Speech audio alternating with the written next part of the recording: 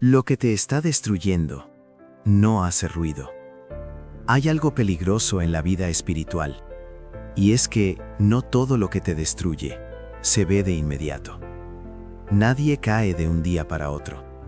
Nadie pierde su fe de la noche a la mañana. Todo comienza en silencio, con pequeñas decisiones, con cosas que parecen insignificantes.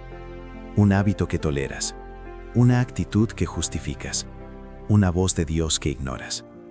Y sin darte cuenta, algo empieza a cambiar dentro de ti. Como el agua que golpea la roca. No la rompe en un instante, pero con el tiempo, la debilita, la desgasta, hasta derrumbarla. Así actúa el pecado. No llega gritando, llega susurrando.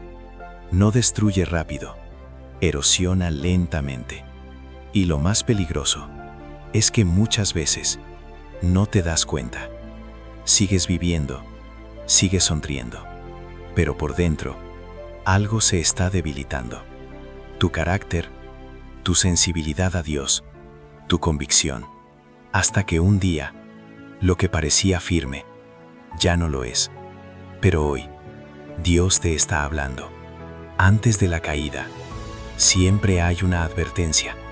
Antes del derrumbe, siempre hay una oportunidad. Hoy puedes detener la erosión. Hoy puedes volver a fortalecer tu fundamento. Porque cuando tu vida está sobre la roca, que es Cristo, ninguna tormenta podrá derribarte. No ignores la voz de Dios. Escúchala, obedécela y vuelve a Él. Aún estás a tiempo de ser firme, de ser íntegro, de ser el cristiano que Dios diseñó.